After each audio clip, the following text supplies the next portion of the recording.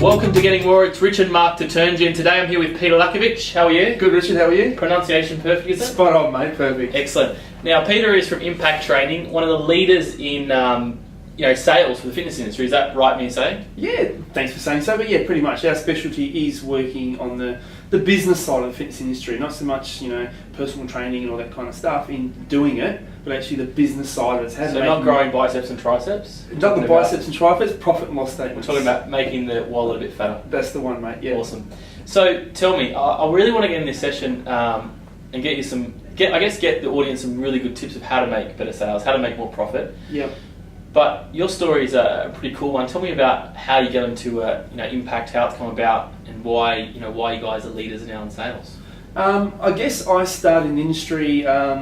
I guess like most people out there, I love sport. Always played sport as a youngster. So from the age of pretty much 4, went to uni, did science and maths and phys ed.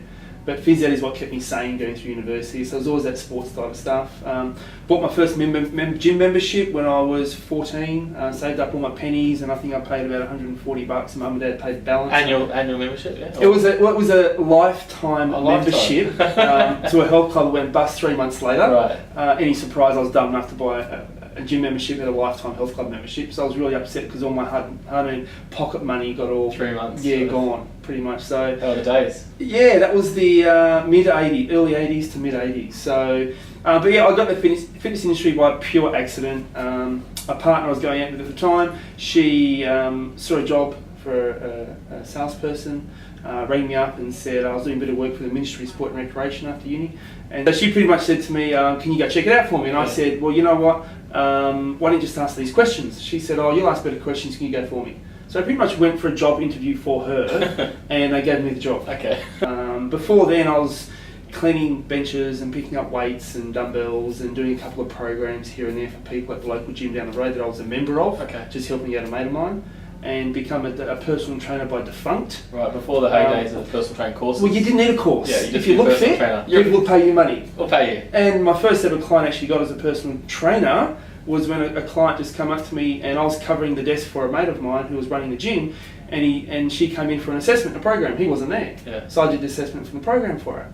And she actually said to me, "Hey, after that, can we do some more one-on-one training together?" I said, "Yeah, whenever you come in, if I'm here, I'll do a workout with you." Sure. Not knowing what she meant.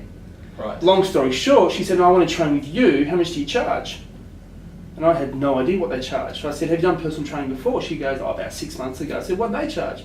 He goes, "They charge about $35 an hour." And I said, "I charge the same." And that's how I got my first client. Awesome. And then I formally got into it when I went for that job interview for my partner at the time, and ended up giving it to me. So that's how I got into more the sales side of it. And then I had a pretty good first week. I broke the sales record in my first week there. And then after 3.5 weeks, they made me the sales manager. After 4.5 weeks, I was managing a club. Okay. So obviously you had sales born in your genetics. You think, or what? I get it from my dad. Okay. My dad grew businesses. I worked in my dad's business since I was about 8. Child labour. There was no wages back then. Yeah, pretty much. You work for free when you work for a European family. So it was just child labour. I didn't started getting paid till I was about 14 or 15. But he always had businesses. Always worked with my dad. Okay. And he always said one thing: whatever you do, just be the best at it. Yeah. If you work as a garbo, be the best at it, because someone will see you and they'll promote you for it. That's great. So I just did what I thought was, fitness industry is something where you talk to people, they give you money. Yeah, it's a pretty good industry. If you can help fix them, whatever they want fixed. A great man once said, "Help people get what they want, always get what you want." So that was always my mindset when someone came to the fitness industry: help them get a training plan that's going to help them get a result. And then I sold lots of memberships and PT because of it. So you focus more on the gym, or the gym memberships, or more personal trainers, or? I did both because I was a personal trainer and I wanted to get clients. And then we, as the membership sales team, we fed the personal trainers as well. Yeah. So I was and this is probably one of the biggest things why I think I was successful in the fitness industry, was I never sold a gym membership, I never sold a PT pack. I sold a training plan. That was it. So someone come in wanting a result, my headspace was, well, you need to train once or twice a week on your own, once or twice a week with a trainer, but this is what you should do. And people just bought it. So I'd sell It's a very different mindset, isn't it? It's very different to what most people be saying, okay, yeah, get your 10 pack, you're selling a training program, they're coming in for a prescription. That's what I found out later. After I did studies with, human behaviour, NLP, business studies, And once I did all that, I realised why I was successful at what I did and why I got promoted really, really quickly. Because after that, I became an area manager, then I had a part of the business, and we had 15 health clubs. So, but what we did different was we sold training. We didn't sell memberships. We didn't sell PT packs. It was, what's the best training plan to help you get to where you want to be? And I've never felt like I was selling one day in my life. I was only ever helping people. And that creates and flows through the methodology we have at Impact Training, is that our methodology is about communication techniques, not about heavy pushy sales techniques, because my experience is it just doesn't work that way. And I was selling PT, $1,500 for 30 sessions back in the late 80s, early 90s. Now, that's more than what some people charge today. But to me, it means it's not about price. It's about what you deliver someone. And that just works. So that's kind of our philosophies right now, is packaging up a really easy way to get people to want the product. And that's what we help fitness businesses do. And that's probably, I guess, the biggest trick is finding what they want and then selling what they need, I guess. It's a need and not a want. I mean, what's the number one result most people want when they come to a health club? Weight loss. Weight loss. Or toning. How many health clubs out there have a weight loss program? Probably not many. But that's 85% of your market. It makes no sense. Or do they package it that way? Are the membership consultants told to sell it or train it that way? Probably not. So very good point. It's knowing the right thing. Because every business is different. We work with health clubs we started with one that had 17 members. We do pre-sales. We have health clubs with 500 members, 1,000, 2,000, 5,000, and chains that have over 100,000. Everyone's different. So I guess what we're really good at is looking at your club, your studio, and knowing what's the best method for your guys to sell and get more clients on board. Every club is different, every studio is different. Everything customised. It has to be nowadays. The market you're located in, whether it's CBD, whether it's out west, whether you're local, whether you're suburban, whether you're a chain, whether you're surrounded by 24-hour clubs around you, whether you've got Fitness First up the road, whether you've got Genesis or Phoenix around the corner. It doesn't matter what type of business you have, to make sure it tailors to your demographic and your market, but also the infrastructure you have in your club. What type of staff do you have? Are they full-time? Are they casuals? Are they part-time? Do you have whoever's at reception, does the personal training, does the sale, takes the inquiry? Do you have set membership consultants? Every business is different. So what we're masterful at is actually tailoring a protocol that suits your business. So you basically can go into a location, go into a gym, and put the impact method in there and get them a program structured in that time frame when you're there. Is that right? Yeah, we work out what's the best plan of attack for your club. I've got a little club up in Queensland that I see on a regular basis, and they're multi-skilled. So whoever's at front desk, we'll do the boxing class, we'll take you for the initial program, we'll answer the phone, we'll say hello, we'll say goodbye. It's not your typical receptionist answers the phone, puts it through to a membership consultant, and they do a follow-up. So their protocol was very different. The methodologies that Impact have, we can implement the same, but the way we do it can be very, very different. And that's the tailoring part. Excellent. And tell me a bit about, I guess, some results, the negatives that you see in the industry, like, what are the biggest mistakes you're seeing right now? And then what are the pluses that your clients, some good results that your clients are getting? A lot of challenges that clubs are having right now it's both sales and marketing. And sales and marketing have to talk to each other. You really have to have a right strategy in place. I've seen a lot of people say that referrals at point of sale don't work, or lead boxes don't work, or I hate doing outreach and doing all that kind of stuff. Where if you have the right strategy behind it, it works really, really well. The biggest mistake is to do one thing and think that one thing's going to work. You've got to have the right strategy in place, but you've got to know what is your market, and whatever you do that really, really well. Because what works at one club doesn't always work at another. And how do you know what's actually going to work well? Is it trial and error? Or? You got to look at how are you positioning yourself in the marketplace. How are you positioning yourself to your competitors? When we had one club down south in Miranda Way where Fitness First opened, literally you walk out the front of this club, you take 3 steps left, and there's a set of stairs, and upstairs is Fitness First. So the landlord let them open a club up right up from this club that we've been training for years. Now they still had growth in the next 6 months, even though Fitness First has just opened upstairs from them. Different market. Well, you have to niche yourself. What do you do different? What do you do the same? And how do you make people understand that? It's how do you let everyone know how you do what you do compared to everyone else, and what do you do differently? And how do you deliver that? How do you package it up? If you're trying to be apples against apples, well, the best club, the biggest club, with the cheapest price, with the most marketing is going to win, pretty much. So it's about knowing, if you're out there right now, what are you doing that's making yourself stand out? Does it suit the culture of the business of the people that you have? Does it suit that? For example, the club I was telling you about in Queensland, Yep. it didn't suit that people come in, they sit down, they do a big needs analysis, they sit down, they take them for a big tour of the club, they sit down, they do a price presentation and close them. It didn't suit the culture of the staff. It wasn't a big club, so the tour wasn't that fancy schmancy. So it was actually more of a negative to do a tour that way. Right. So we had to change their whole sales process to suit what the trainers like, because the salesperson were trainers. They were boxing coaches, and we had a different approach there. Similar methodologies, but just implemented a different way. So know who you are and know what you're doing, and then you can have really, really massive success. I mean, we have a club in Perth that we've been training for nearly 10 years now. And I like that, continuing training for 10 years. Well, that's probably a strategy right there, actually continuing to get results. Well, that's what I mean. We'll only be in the business if we're helping get results. Good. And 90% of all our clients we do on an ongoing basis, because just like a personal trainer, you can't have one PT session and look fantastic. Yeah. So they only get us back because we help keeping them grow their business, whether it's retention, increasing average dollar per sale, decreasing the lead per marketing cost. You get turnover of staff all the time. Most of the clubs we work with have a higher staff retention than all the other clubs, because if your team are happy, successful, making money, they're going to stay. They won't look for other things out there.